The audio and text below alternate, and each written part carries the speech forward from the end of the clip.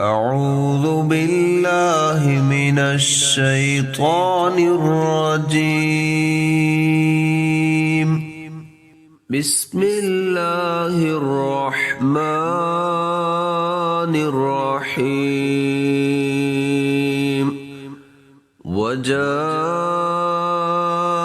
إخوة يوسف فدخلوا عليه فعرفهم وهم له منكرون.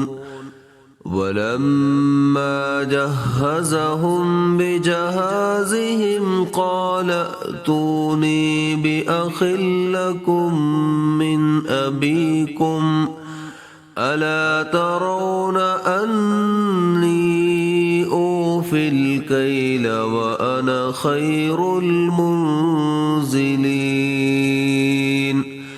فإن لم تأتوني به فلا كيل لكم عندي ولا تقربون. قالوا سنراود عنه أباه وإنا لفاعلون. وقال لفتيانه اجعلوا بضاعتهم في رحالهم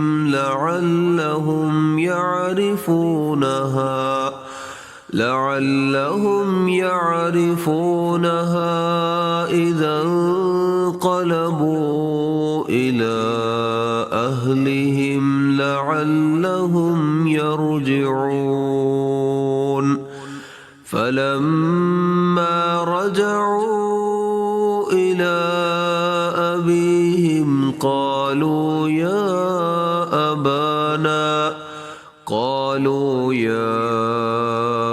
أبانا منع منا الكيل فأرسل معنا أخانا نكتل وإنا له لحافظون.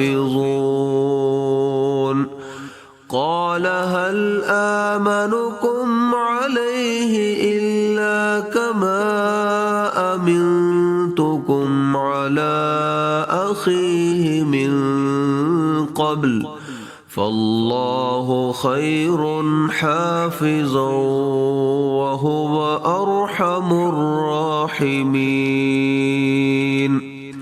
ولما فتحوا متاعهم وجدوا بضاعتهم ردت إليهم قالوا يا أبانا ما نبغي هذه بضاعتنا ردت إلينا ونمير أهلنا ونحفظ أخانا ونزداد كيل بعير ذلك كيل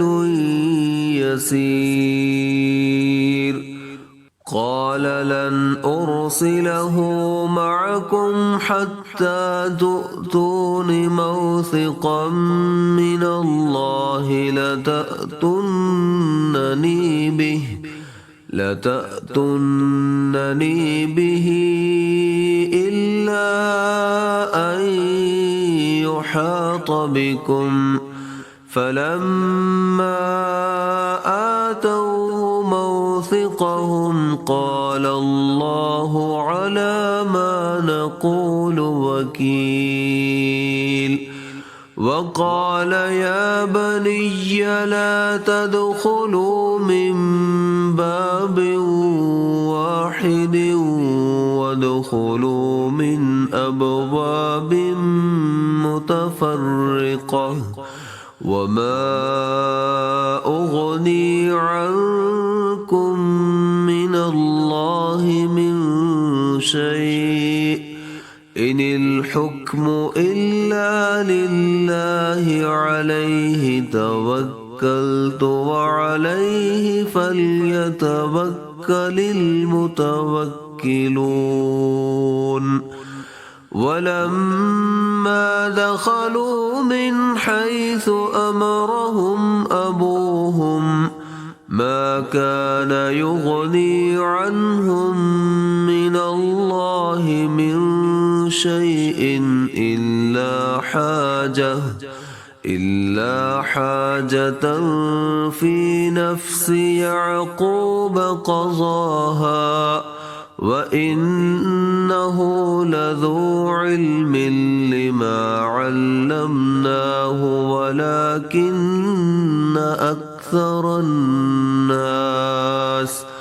ولكن أكثر الناس لا يعلمون.